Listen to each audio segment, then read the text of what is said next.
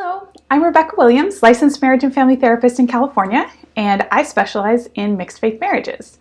I have years of personal and professional experience helping interfaith and mixed secular religious couples thrive. This video is part one of a mini course, Foundations for a Mixed Belief Relationship. You're going to learn the most important skill for helping your mixed relationship succeed.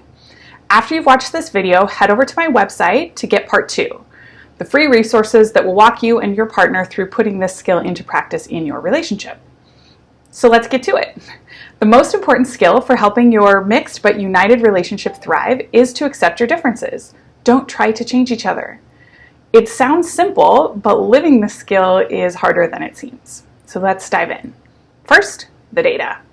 Research by internationally renowned marriage expert John Gottman finds that 69% of the problems couples face don't have solutions.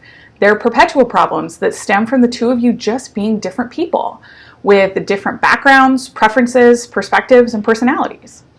So what do happy and united couples do with these differences? They accept them.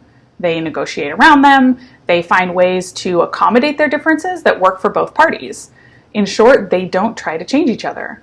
You're unlikely to change your night owl partner into a morning person, just as you're unlikely to succeed at changing your extroverted partner into a quiet introvert, and you might cause a significant amount of damage to your partner and your relationship trying to force such a change.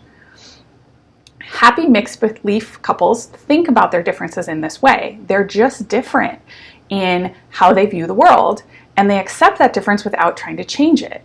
There isn't room for a right or wrong here. One view isn't better than the other, any more than being an extrovert is better than being introverted. Now, I'm going to pause here. Did you have a response to that? Maybe a little spark of defensiveness or anger or disagreement at the idea that your position here isn't better than your partner's?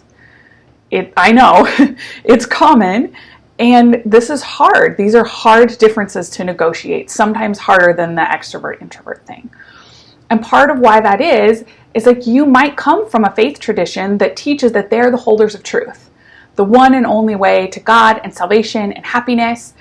You might believe that with all your heart, and that it's possible for everyone to find as much peace and happiness in your faith as you do.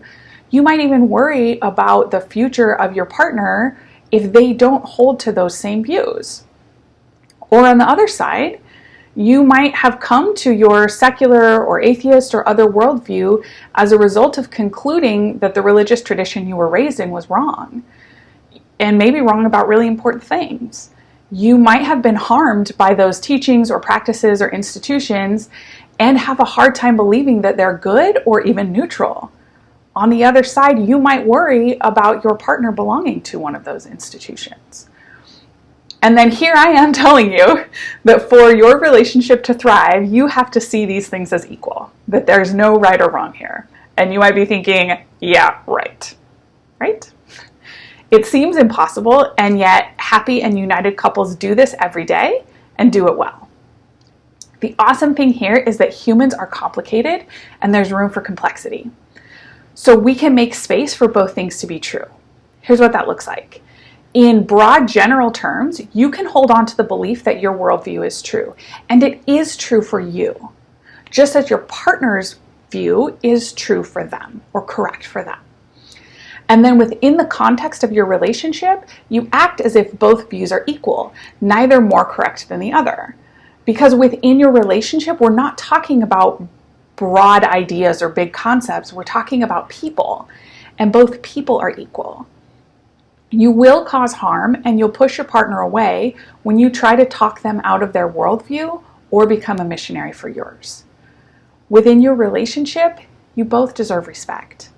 You both want to be loved and accepted for who you are as you are without the pressure to change important parts of yourself. You want that for you, and you can give it to the person that you love. I want to tell you about my great uncle Al. He's 97 and one of the most consistently happy people I have ever known. A while back, we were talking about the differences of religious belief and political opinion amongst the members of our extended family. And Uncle Al said to me that his philosophy has always been, I love you for who you are, and not for who I think you should be. Can you imagine what it would be like to live in your home and to be in your relationship if you treated each other this way?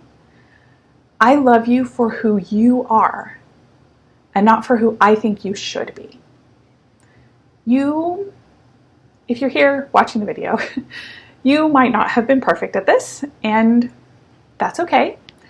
You can change and be better in the future. There might be some apologizing to do and some damage to repair. That's part 2 of the mini course. The free resources to download on the website will walk you through those steps and help you set the foundation for your accepting, loving, happy, and united future together. Follow the link in the description of this video to get part 2. I can't wait for you to get started.